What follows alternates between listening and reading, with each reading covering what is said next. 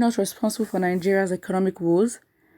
A former lawmaker representing Rivers East Senatorial District, APC Senator Andrew Uchendu, has said the President Muhammadu Buhari-led government is not directly responsible for the economic and insecurity misfortune in the country.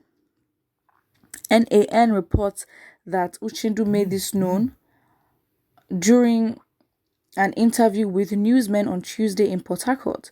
The lawmaker blamed the current hardship in the country on poor policies and programs of successive administrations starting from 1992. Okay. He noted that the Buhari-led government was currently developing the needed infrastructure for a progressive future. However, if you say this President Muhammadu Buhari government has done well in the marketplace and church, you may be stoned or criticized, but the truth is that he has performed well. So, you haven't proved it though. You're saying he's done well, but then what can you say? What sentence? Like, what can you use to back up your claims? And then this person then goes on to say, the gullibility of the society has made it difficult for us to reason and see the truth in the tremendous milestones these administrations have made. Like, for example, people forget that Nigeria's problems have been made complex by the failures of successive administrations since 1992, which cannot be solely pinned on one government or anybody. The government has heavily invested in agriculture, resulting in tremendous growth and local rice production, partly helped by the ban on rice or foreign rice imports. Government is reactivating the oil palm production, reactivation of ports, railway, and development of roads and bridges are ongoing, he said.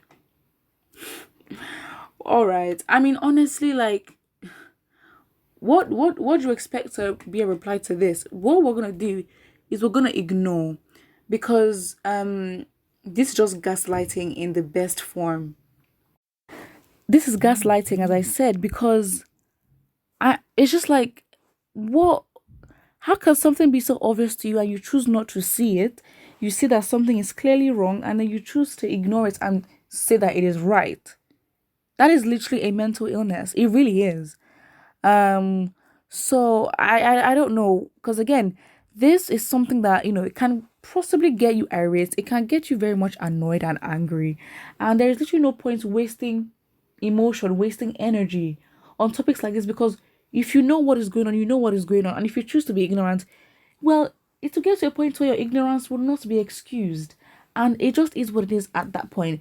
So again, we can't really react to this, because it's just like, okay, you might have your own political sentiment, you might have gotten your own share of whatever you need to get a share of, you might just have your own personal gains that would make you biased to the truth.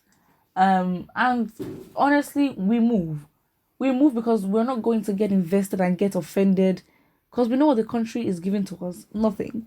And really and truly, what we can really do, and I will continue to say it, is that all we have to do is move. That is literally it. Someone says, no one is surprised as South people are slaves to the caliphate. This is the reason that David West supported Buhari, Amechi, and Oshomole worked against GEJ, which is Goodluck Ebele Jonathan, which is their own brother. I mean, you can't really say the people are. I mean, I guess if you talk about the leadership of the people, for example, let's say that the leaders do tend to be on the side of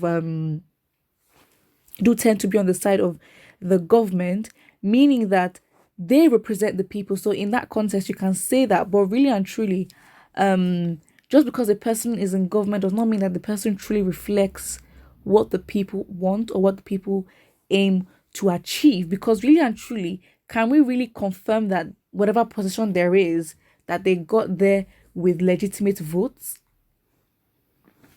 Exactly. There is silence because no one is saying anything.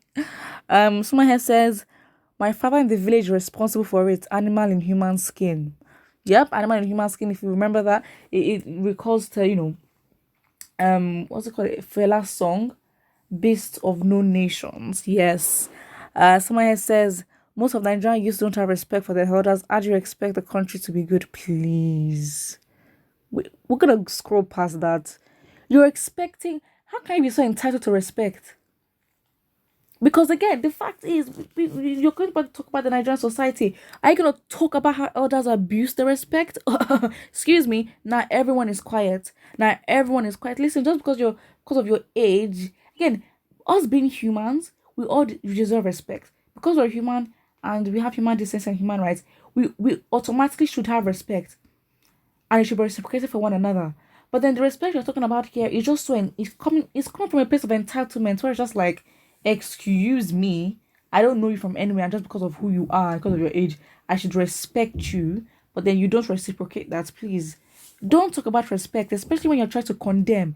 You're trying to condemn the actions of somebody who is in a higher authority or in a higher position of power than you, does not make you disrespectful or rebellious or make you spoiled or like, please, please, please. You're literally drifting off topic and we're going to go back.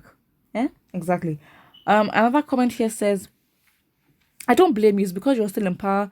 It is people like you that criticize the leader after you have left the power. Of course. Of course. And then you start hearing, oh, the Buhari regime was this, it was that. Excuse me. If we recall properly, this is why Nigerians need to keep receipts.